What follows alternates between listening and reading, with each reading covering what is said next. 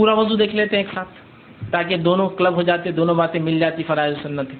اب دونوں کو میں فرض کیا ہے سنت کے الگ نہیں کروں گا، اب دونوں کو ایک ساتھ رکھوں گا، جو کہ علی بن ابی طالب رضی اللہ عنہ کی ایک مکمل روایت ہے جس میں آپ نے پورا وضو کا طریقہ نبی اکرم صلی اللہ علیہ وسلم نے جیسا کیا تھا وہ بتایا، ٹھیک ہے۔ اور اس کے بعد عثمان ابن عفان رضی اللہ عنہ کی ایک روایت ہے جو ابو داؤد کی ہے بھی، تو ان میں آپ دونوں صحابیوں سے مکمل طور سے وضو کا طریقہ آتا ہے۔ آئیے ہم دیکھتے ہیں نبی اکرم صلی اللہ علیہ وسلم کا وضو یہ ہوتا اور وضو کا طریقہ یہ، میں اب تمام چیزیں ملا کر کہ سب سے پہلے آپ اپنے ہاتھوں کو 3 بار دھوئیں گے، اب نیند میں سے کوئی خاص اٹھا تو پہلے 3 بار دھوئیں گا، وہ ایک الگ چیز، ٹھیک، اور پھر مسواک کر لیں گا۔ وضو کے پہلے کی چیزیں یہ کہ وضو بالکل میں خاص وضو بتا رہا ہوں، تو مسواک وہ سب پارٹ ہے اس کا، لیکن وہ تو آپ سمجھ گئے، وہ آپ کو الگ سے کرنا۔ اب وضو کی بات کر رہے ہیں ہم صرف، تو وضو کے لیے آپ سب سے پہلے جو ہے اپنے ہاتھوں کو دھوئیں گے 3 مرتبہ، اور ہاتھ سے مراد یہ پنجہ ہے پورا، کلائی جس کو بولتے ہیں، پنجہ جس کو بولیں گے پورا، ٹھیک۔ تو آپ ہاتھوں کو 3 مرتبہ دھوئیں گے، پانی آپ نے لیا اور ہاتھوں کو آپ دھو رہے ہیں، ٹھیک۔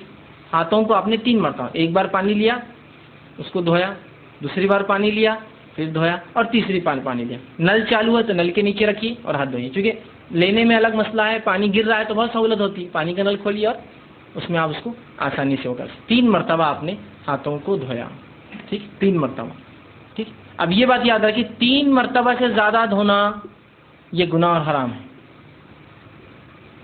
3 مرتبہ میکسیمم۔ آگے بات رکھوں گا جو ناپسندیدہ چیزیں وضو میں اس میں کیا کیا ہے، تو 3 مرتبہ آپ نے دھویا، اس سے زیادہ مت دھوئیے، میکسیمم 3۔ ایک ٹائم میں جتنا ملنا، جو مسائل ہے جو گندگی نکالیے، سیکنڈ ٹائم کیجیے، تھرڈ ٹائم میکس، ٹھیک۔ تو 3 مرتبہ آپ نے ہاتھ دھویا، ہاتھ دھونے کے بعد پانی لیا آپ نے اور سیدھے ہاتھ سے کلی کرنا ہے، آپ یاد رکھیے، پانی لیا آپ نے اور آپ کلی کر رہے ہیں، منہ پانی لیا اور کلی کر رہے ہیں۔ کلی میں زیادتی ہوں گی کہ آپ غرارہ کر سکتے ہیں، لیکن روزے سے ہو تو غرارہ نہ کریں، لیکن کر سکتے ہیں، اس لیے کہ زیادتی میں آئیں گا، مکمل کلی میں شامل ہوگا۔ پانی لیا یا چاہے تو غرارہ کرا اور پانی کو تھوک دیا، ایک بار فرض، کم از کم 3 بار، زیادہ سے زیادہ، ٹھیک ہے۔ دوسری بار لیا کلی کی، چاہے تو غرارہ کیا، یا ایک بار غرارہ کیا 2 بار کلی کی، جیسا آپ کو بہتر لگے تاکہ زیادہ سے زیادہ منہ صاف ہو آپ کا۔ تو آپ نے کلی کی اور پانی کو تھوک دیا، یہ ہوا 3 مرتبہ۔ اس کے بعد آپ نے پانی لیا اور ناک میں پانی آپ چڑھائیں گے، ناک میں پانی لے کے ناک کو صاف کریں گے 3 بار، ایک بار کم از کم، 3 بار زیادہ سے زیادہ۔ ناک میں پانی لیا اور ناک کو جھاڑا، صاف کیا، پھر پانی لیا 3 بار۔ اس کے بعد پانی لیا اور چہرے کو آپ دھوئیں گے۔ چہرہ ہوتا ہے سر کے بالوں، پیشانی کی بالوں سے لے کر تھوڑی گلے سے اوپر کا حصہ، یہ کان سے یہ کان، پانی لیا اور آپ اس کو دھو رہے ہیں، پانی لیا اور دھو رہے ہیں۔ جب آپ پانی چہرے پہ مارے تو آنکھ وہ سب انکلوڈ کر لے اس کے اندر، ٹھیک، اور آپ اس کو دھو رہے ہیں 1 بار 2 بار اور تیسری بار میکسیمم، ٹھیک۔ اس کے بعد جو ہے آپ پھر جو ہاتھ دھوئیں گے، ہاتھ کے لیے پہلے سیدھا شروع کریں گے، سیدھے ہاتھ پہ پانی لیا آپ نے اور اس کو پانی اگر کوئی چیز میں سے اٹھا رہے، برتن یا مرتبان میں سے اٹھا کر آپ ڈالیں گے اور پھر اس کو ملیں گے۔ اگر نل چالو ہے تو آپ نل کے نیچے ہاتھ ڈالیں گے اور اس کو ملیں گے، ٹھیک۔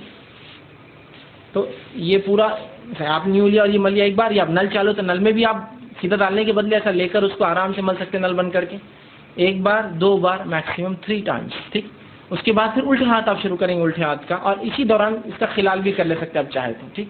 اس کو دھوئیں گے، ٹھیک، یہ ہوا دوسرا ہاتھ۔ اس کے بعد آپ پانی لیں گے اور پانی لے کر مسح کریں گے۔ مسح کے لیے آپ پیشانی کے جو بال شروع ہوتے ہیں وہاں سے، جہاں تک ہم نے چہرہ دھویا تھا اس کے اوپر کا حصہ، بالوں سے پیچھے جائیں گے گدی تک اور پیچھے سے واپس آئیں گے۔ خواتین جو ہے چونکہ ان کی گردن کھلی نہیں ہوتی تو پیچھے جائیں گی گردن تک اور گردن سے واپس آ جائیں گی، مرد گردن تک جا کر پورا واپس آئیں گے، ٹھیک، واپس آئے اور اسی اسٹروک میں ایک ہی اس کے اندر جا کے آپ آئیں گے، اسی اس میں پھر آپ کان کا خلال، دونوں کان میں انگلیاں ڈالی، اندر کے لیے یہ انگلی استعمال کریں گے شہادت کی اور باہر کے لیے دونوں انگوٹھے، ایک ہی اس میں دونوں کام کر رہے ہیں، ٹھیک ہے۔ تو سر کا مسح کے ساتھ ہی یہ ہوگا۔ نبی اکرم صلی اللہ علیہ وسلم سے الگ سے پانی لینا اس معاملے میں ثابت نہیں، لیکن علماء کہتے ہیں اگر سوکھ جائے مکمل اور پانی بچا ہی نہ ہو تو الگ بات ہے، آپ لے لیں، لیکن عموماً آپ ایسا کر کے ایک کریں۔ ہو گئے کان۔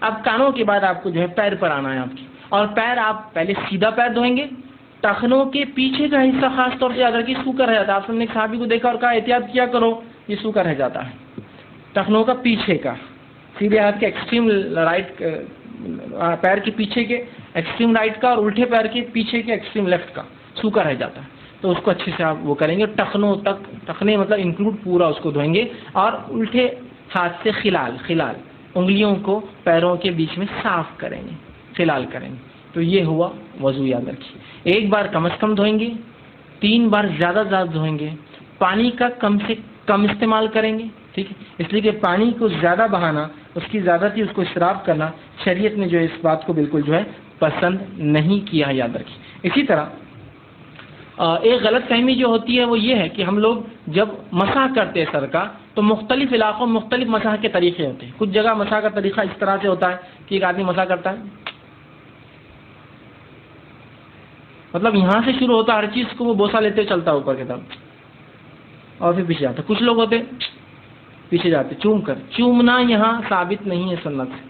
ٹھیک, چومتے ہیں, ناک کو بھی ہاتھ لگاتے ہیں, پیشانی کو لگاتے ہیں. کچھ لوگ چومتے اور پیشانی پہ جاتے ہیں, کچھ لوگ چومتے نہیں اور آنکھیں جاتے ہیں, آنکھ پہ ہاتھ لگاتے ہیں. یہ کچھ بھی ثابت نہیں. آپ کو صرف بھگانا ہے اور پیچھے گئے اور آگے آ گئے. اس میں چومنا اور وہ کرنا ثابت نہیں. ایک دوسرا, کچھ لوگ گردن کا مسح کرتے ہیں, گردن کا مسح کرتے ہیں. اس کا مختلف طریقے ایسا بھگانا, یہ اس کے اتنے فائدے فلاں ہیں. گردن کا مسح کسی صحیح روایت سے ثابت نہیں ہے. اس کے اپنے فائدے ہوں گے, فائدوں سے ہم کو انکار نہیں, اس لیے کہ جسم کو دھونے کے فائدے ہوتے ہی, تو آپ الگ سے دھوئیے اس کو, آپ کو دھونا ہے تو. لیکن گردن کا اسپیشل مسح, ہاں بدھی پہ جانے تک کچھ پانی چلے جائے کوئی مسئلہ نہیں, اسپیشل مسح کرنا یہ سنت سے ثابت نہیں ہے. کسی صحیح روایت سے گردن کا مسح کرنا ثابت نہیں ہے, یاد رکھیے. ٹھیک ہے, تو لہٰذا آپ پانی ہاتھ ڈالا, سیدھا ہاتھ کو لے گئے, واپس لایا, کانوں کا خلال کیا, یہ کام فنش. کوئی چومنا اور کوئی گردن کا مسح اس کے بعد ثابت نہیں. بہت سے لوگ یوں کر کے یوں جانے کے بعد ہر عبادت میں ان کو اپنی شک ہوتا ہے, اور شک کیوں نہ ہو, مولوی صاحب بتاتے ہیں احتیاطاً, جیسا جمعہ کی نماز 2 رکعت فرض ہے, احتیاطاً ظہر پڑھ لینا, تو وہ احتیاط کیا کرتے ہیں, دیکھیے سر کا مسح کرتے پہلے تو یوں بہت چومتے اوپر تک جاتے ہیں, یہ احتیاط عمل ہے, یہ بھیگا نہیں ہوگا تو یہ بھیگا نہیں ہوگا تو یہ بھیگا نہیں ہوگا. پھر واپس آنے کے بعد کان کا خلال کرنے کے بعد ایکسرسائز شروع ہوتی, کچھ تو ایسا ہوتے تو یوں کر, کیوں بولے احتیاطاً یہ سوکھا رہ گیا ہوں گا تو احتیاطاً یہ سوکھا رہے گا, احتیاطاً یہ سوکھا رہے گا, احتیاطاً. پہلے 3 بار دھو لیا نا بیوقوف آدمی, اب کیا احتیاط پھر تو احتیاطاً فجر کی 2 پڑھ کے پھر 2 پڑھ, پھر ظہر کی 4 پڑھ کے پھر 4 پڑھ, زکات دینے کے بعد ڈبل زکات دے احتیاطاً, پہلی قبول نہیں ہوں گی تو, حج کرنے کے بعد پھر ایک حج کرے تھے. احتیاط مطلب امت کو ہر چیز میں شک میں ڈال دیا. یہ احتیاطاً کیوں, 3 بار تم دھو چکے ہو نا پہلے اتنی احتیاط سے, اب کیا احتیاط کی ضرورت ہے. تو مسح کرنے کے بعد ایسا بیٹھ جاتے, اور بالکل ایک وہ طریقہ رہتا, اس کے لیے ایسا تک کلاسز لگانا پڑیں گی. یا کوئی آدمی دور سے دیکھے, اگر چائنیز یا ملے اوریجن کا ہو تو اس نے سمجھا کچھ تو بھی, یہ تو کراٹے کی ایکسرسائز بھی کر لیتے ہیں اپنی عبادت میں, ان کے کراٹے وراٹے شامل, کہ تو وہ اتنے ایک دم ٹیکفلی ہوتا ہے, بالکل یوں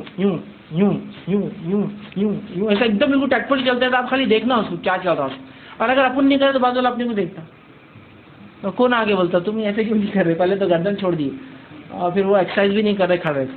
ٹھیک, تو پہلے جب تم نے دھو لیا تو پھر تم کو کیا احتیاط کی ضرورت, مجھے سمجھ میں نہیں آتا. احتیاط غیر ضروری احتیاطیں ہیں, جہاں ہونا وہاں نہیں ہے, جہاں نہیں ہونا وہاں ہے, کچھ بھی نہیں ہو گیا. اب ڈبل ریپیٹ نہیں کرنا ہے کوئی چیز کو آپ کو احتیاط. ہاں یہ الگ بات ہے کہ آپ نے وضو کیا اور کسی نے کہا کوئی چیز عادت سوکھا رہ گیا, تو ایک الگ بات ہے. اور یاد رکھیے, وضو کر لیا, کر اٹھے اور آپ نے اپنے آپ کو پوچھنا شروع کر دیا. یاد رکھیے وضو کے بعد اپنے جسم کو پوچھنا بھی سنت ہے. یاد رکھیے نبی اکرم صلی اللہ علیہ وسلم کے تعلق سے ماں عائشہ فرماتی ہے, آپ صلی اللہ علیہ وسلم نے خاص تولیہ تھا جو آپ نے اٹھا کر رکھا تھا, آپ وضو کرتے تو اس سے پوچھتے, نہاتے تو اس سے پوچھتے. تو یہ بھی سنت. اب آپ اٹھے, وضو کرنے کے بعد آپ نے تولیے سے پوچھ لیا. اب پوچھنے کے بعد کسی نے کہا پنڈلی سوکھی رہ گئی تھی, اوہو, تو اب کیا کریں گے آپ, اب آپ کو پورا وضو کرنا پڑے گا, اس لیے کہ آپ نے کچھ اعضاء کو سکھا لیا تھا.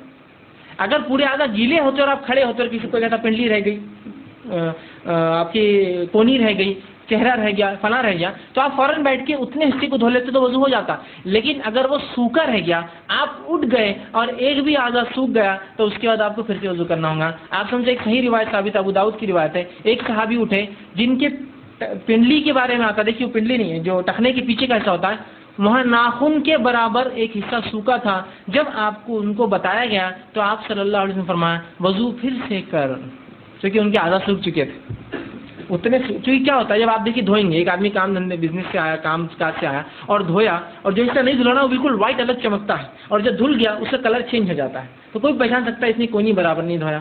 بچوں کو دیکھیے آپ, چہرہ دھوتے ادھر کا پورا باقی رہتا, آپ بولتے بیٹا یہ نہیں دھلا, کیسے پہچانا, ادھر پانی سے صفائی, ادھر جو وائٹنیس دکھتی ہے الگ, تو ویسا پہچانا تو کہا پھر سے کر.